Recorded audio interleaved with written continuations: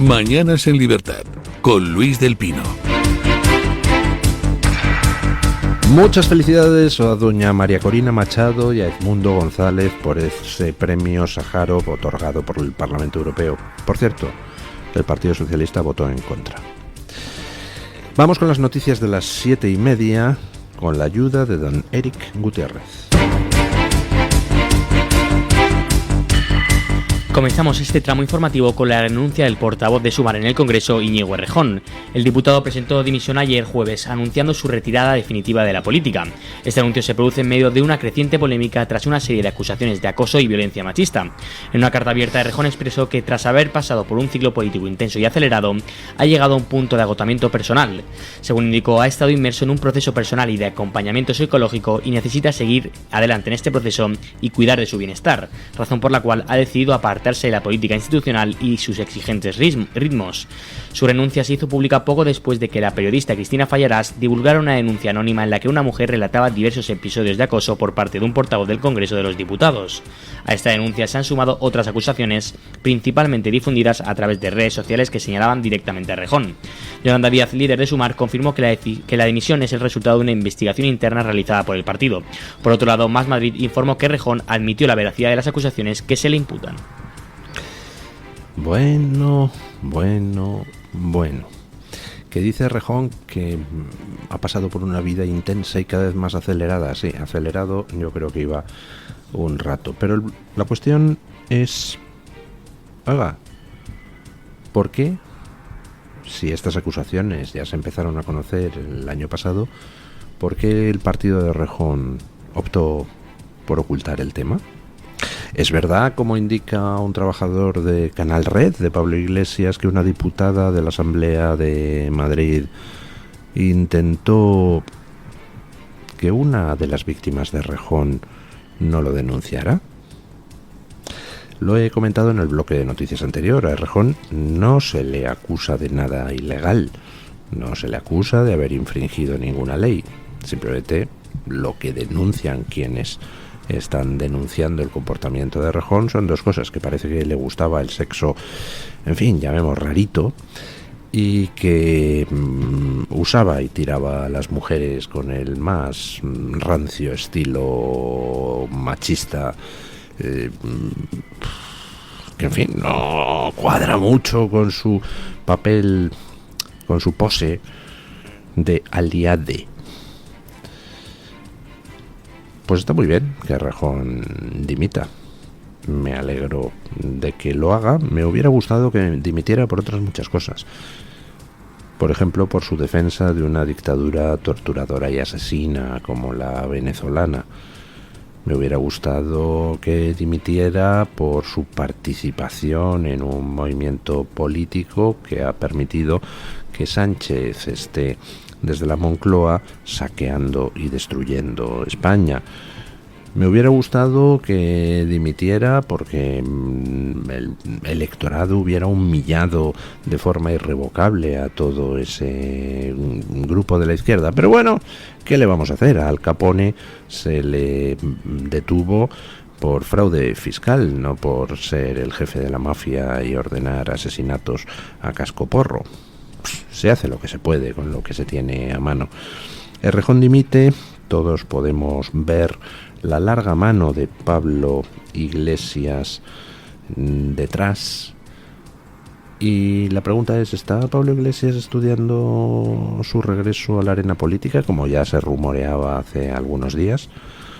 A lo mejor resulta que el rumor de la vuelta de Pablo Iglesias a la arena política coincidió en el tiempo con el rumor que empezaba a correr por ahí sobre las andanzas de Errejón. Venga, Pablo, anímate, vuelve a la arena política. Personalmente, nada me satisfaría más. Fundamentalmente para ver cómo el electorado te vuelve a humillar, porque a ti sí que te ha humillado el electorado. Y de momento, esa especie de glorificación de la nada que se llama Yolanda Díaz, pues te ha ganado la partida. No ha logrado acabar contigo y quizá pues ahora eso te permita a ti vengarte. Que ayer estabas que te salías, vamos. Me hubiera gustado conocer tus conversaciones privadas ayer, al conocer la dimisión de Errejón, porque seguro, vamos, que estabas en las nubes. Bueno, vamos a ver quién más es purgado dentro de Más Madrid, dentro de Sumar, porque alguien tendrá que explicarnos por qué se ha guardado silencio hasta ahora. Y no, por favor, doña Yolanda, no, por favor, doña Mónica García, no nos digan que ahora de repente se han enterado de cómo era Errejón con las mujeres. No vengan aquí a rasgarse las vestiduras. ¡Oh, por Dios, qué sorpresa, qué machista! A mí no. O sea, los rumores corrían hace muchísimo tiempo, algunas denuncias concretas también, y sin embargo, hasta ahora, pues no han querido ustedes hacerse cargo, quizá porque Errejón estaba ya pues a punto de quebrar él solito. Entonces más vale anticiparse. A ver si no es el único, no es el último en dimitir. Yo espero que no, alguno más tiene que caer, alguno más o alguna más. De hecho, alguno más acaba de caer, pero en otro partido, en otra asociación o en otro movimiento, yo qué sé, una de tantas organizaciones de esa extrema izquierda donde hay más organizaciones que afiliados en total tienen en todas ellas. Dimite también por cuestiones parecidas, aunque quizá esto algo más grave, pues uno de los fundadores de Ecologistas en Acción, escuchen. El activista ecológico Santiago Martín Barajas dimite de la organización Ecologistas en Acción, de la que es cofundador, tras haber sido acusado de agresión sexual. Tras el comunicado de Martín Barajas, la ONG ha asegurado que va a iniciar una investigación para aclarar lo ocurrido. En el texto inciden que son una organización comprometida con el ecologismo social y, por tanto, con los derechos humanos, entre los que sin duda se incluyen el derecho de la mujer a una vida libre de violencia. A su vez, han recalcado que su intención es esclarecer lo ocurrido, colaborar con la investigación policial y tomar las medidas que sean necesarias. En el bloque anterior les hemos comentado cómo pues hay una denuncia por violación al subsecretario de Interior de Chile del gobierno Boric, otro gobierno aliade feminista. Ahora dimite uno de Ecologistas en Acción tras una denuncia por agresión sexual. Ayer nos dimite el niño de la beca porque, en fin, parece ser que es un machista con toquecillo siniestro. ¿Qué es lo que pasa en todo ese mundillo? Pues lo que pasa es, dime de qué presumes y te diré de lo que careces. Todos estos que van postureando de feminismo, pues en realidad son los peores machistas, porque son los machistas acomplejados e hipócritas, los que van de una cosa y luego ejercen la contraria, los que salen indignados a decir que intolerable lo del beso de Rubiales, mientras ellos pues parece que, en fin, no tenían por la mujer en general la mayor de las consideraciones. De todos modos, pues lo he comentado en el bloque de noticias anterior, Errejón pues posiblemente hubiera quebrado él solito sin necesidad de que saltara el escándalo, porque no está en una situación mental excesivamente tranquila.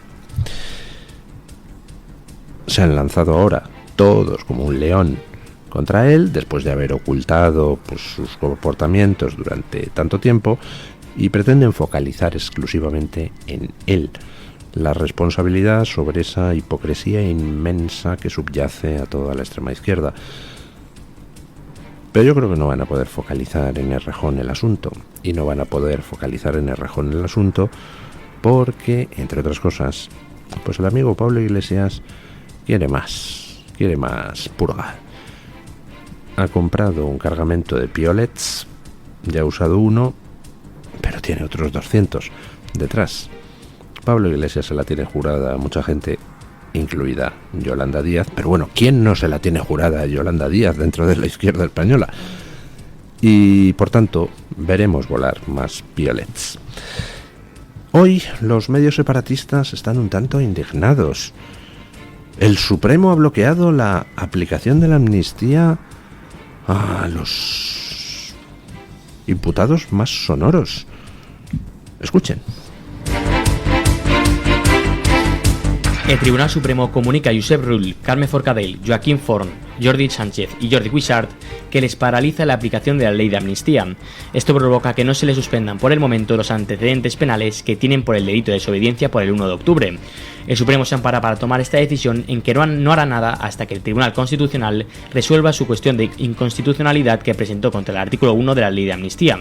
Por parte de los líderes independentistas aseguran que la resolución de la Sala vulnera sus derechos y de tutela judicial efectiva y han presentado recursos para que se rectifique el tribunal y les aplique la amnistía.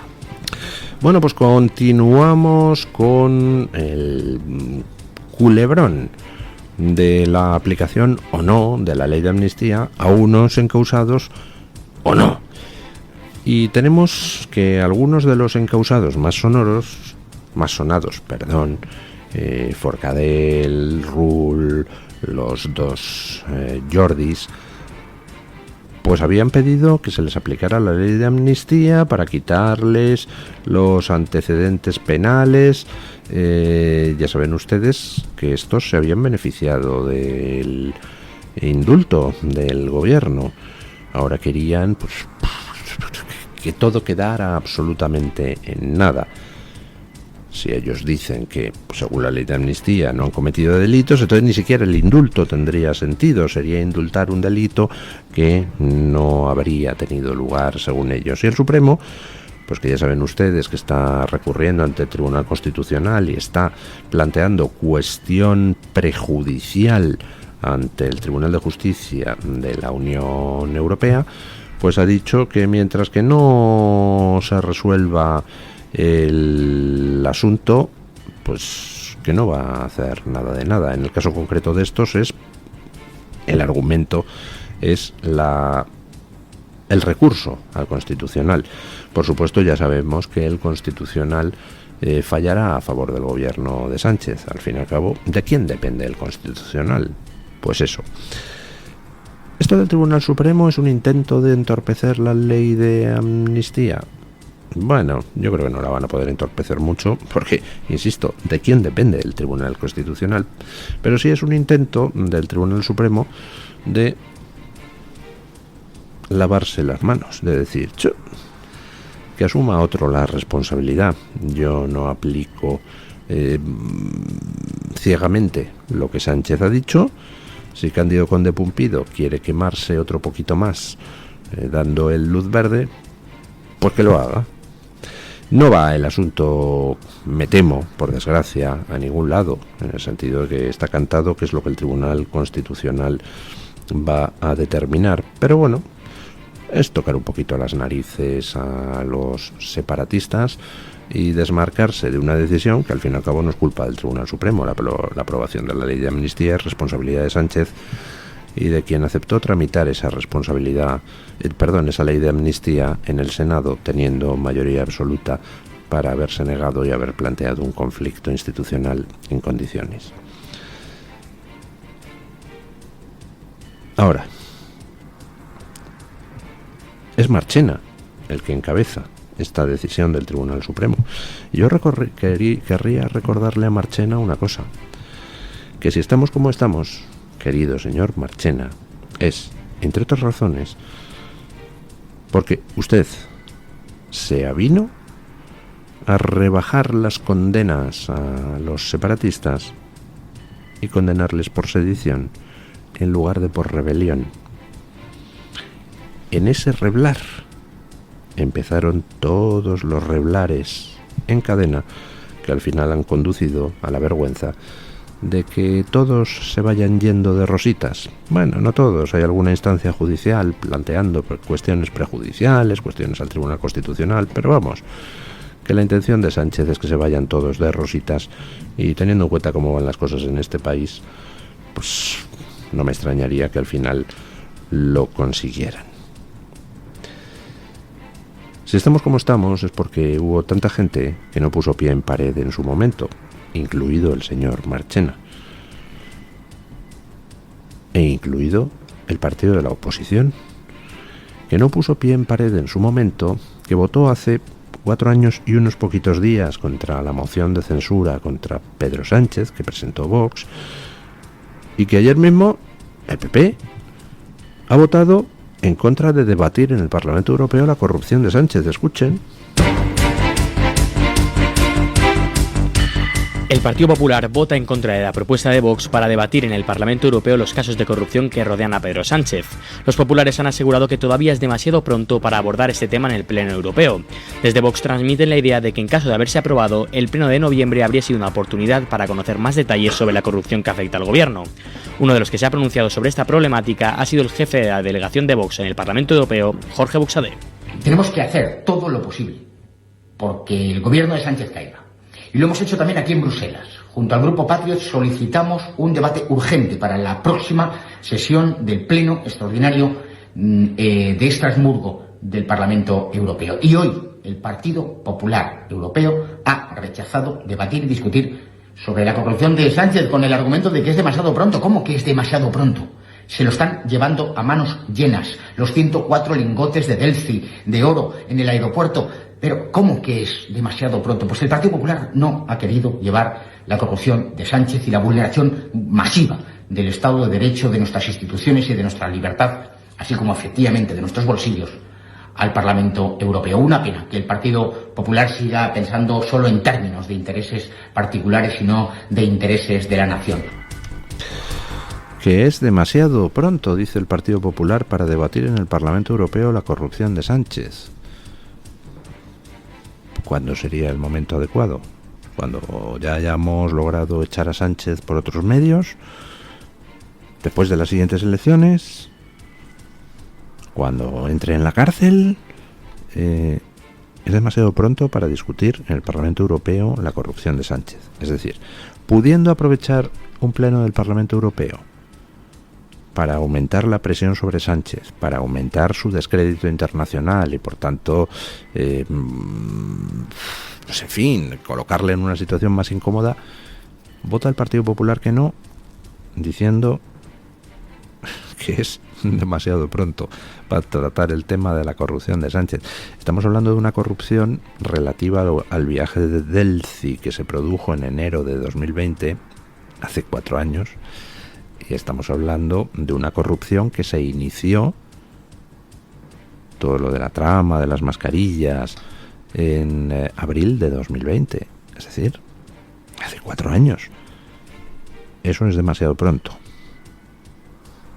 Tenemos que esperar a 2034, a 2050. ¿Será la corrupción de Sánchez, como los datos del asesinato de Kennedy, un secreto de Estado que no se puede saber hasta 75 años después de la muerte de Kennedy? Pero, ¿ustedes creen que así vamos a algún lado? Sánchez no está en el poder porque sea un killer. Vamos a ver, Sánchez es un killer de Valdemorillo, y perdónenme los de Valdemorillo, que son gente toda extraordinaria. Lo he dicho así como por decir Sánchez es un killer, pues en fin, no de la Gran Manzana. Es un killer de segunda. Si está donde está, es porque lo que está enfrente no ha querido plantarle cara. Y sigue sin quererlo. Estamos a 25 de octubre de 2024. Está Sánchez acorralado por las denuncias judiciales presentadas por Vox, por Hazte Oír, por Manos Limpias. Están en estos momentos un partido, Vox, y distintas organizaciones de distinto tipo persiguiendo judicialmente a Sánchez. Toda esa persecución ha servido para que estén saliendo cada día más datos. Sánchez está ya con la porquería hasta el cuello, etcétera, etcétera, etcétera. Sánchez, perdón, y su mujer, y su hermano, y Koldo, y Ábalos, y Marlaska, están todos con las cosas que van saliendo hasta el cuello, y el Partido Popular ni siquiera ha llamado a Begoña Gómez a la Comisión de Investigación del Senado, donde tiene mayoría absoluta, y el Partido Popular no quiere que se debata en el Parlamento Europeo sobre la corrupción de Sánchez porque dice que es demasiado pronto. para debatir la corrupción de Sánchez en el Parlamento Europeo es demasiado pronto, para llamar a Begoña Gómez a la Comisión de Investigación del Senado es que no es su estilo, dice Feijóo. Pues nada, no se esfuercen ustedes, señores del Partido Popular, no hagan así algún movimiento de oposición demasiado brusco, no sea que se hernien. No se preocupen, habrá otra gente haciendo la labor de oposición que ustedes no hacen. Pero luego no nos vengan de cara a las siguientes elecciones a tratar de presentarse como oposición o a tratar de rentabilizar lo que otros han hecho. Y voy a decir algo, pues, hombre, un poco personal en cuanto que atañe a mi gremio. Son demasiados los periodistas a los que se ha perseguido por parte del PSOE sin que ustedes movieran nunca un dedo para defenderlos.